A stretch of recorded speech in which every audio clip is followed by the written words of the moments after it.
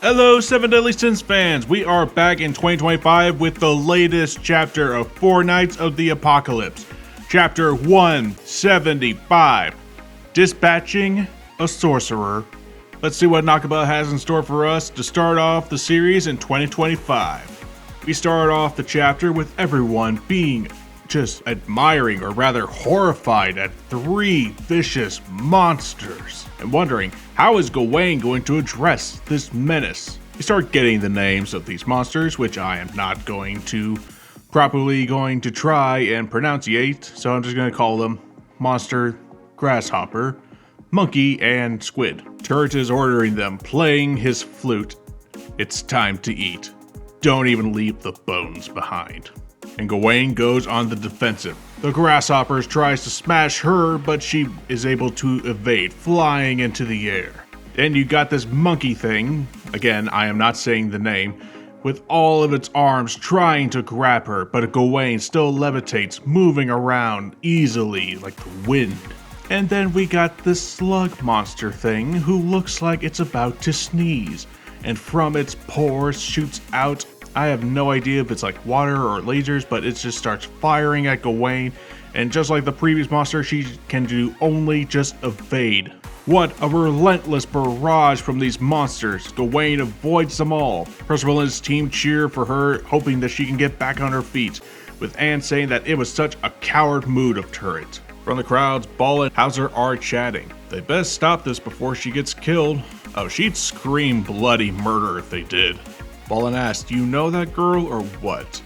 "I'm her guardian of sorts." She's facing three monsters in a tiny arena, all with immense speed and power. For a sorcerer who needs time to cast spells, the lack of distance will be lethal. Hauser just smirks. Very true, if she were a normal one. Turret has a smirk on his face, thinking that maybe he's won, that he's gonna beat a little girl. Floating around isn't gonna help you at all. What happens to all that bravado? But Gawain, she just mocks him, retorting, "I am much kinder than I may seem. I'm not here to torture innocent creatures." Innocent? These are purgatory creatures. These things are anything but innocent. The only innocent ones for purgatory are Hawk and Wild. Turret just berates her. That's your excuse? Or is it that you're begging for your life? All of which are pathetic sights. Dude, you better take that back, because oh boy, Gawain just starts hulking out.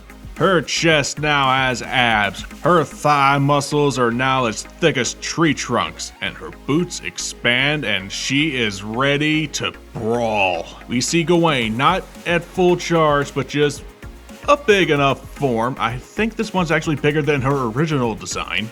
And this shocks everyone in the crowd to see a little girl like Gawain just beef up.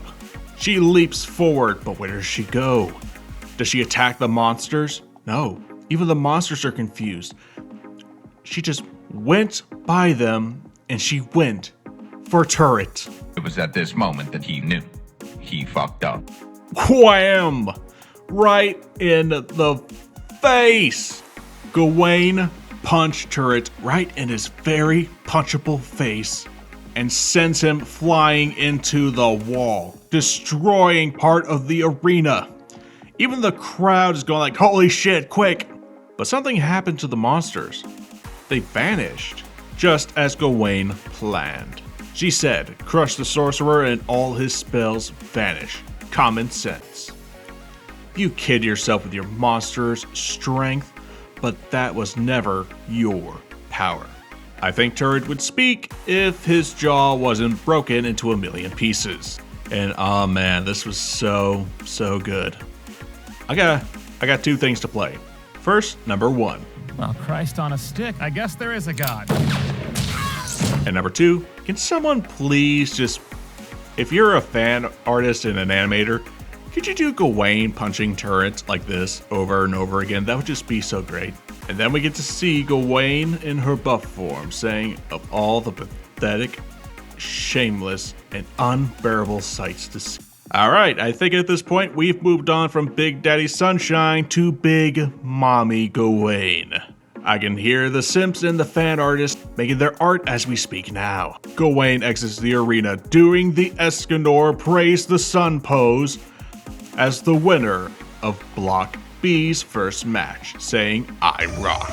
You sure goddamn do," wowing everyone in the process. Donnie has no exact words of what to say, but I wonder if he's turned on right now. And he's the one that Gawain tells him to go fetch that piece of trash turret for her. Even though he's wondering why him, someone gets her attention, saying, "You make my heart race, young lady. I look forward to taking you on."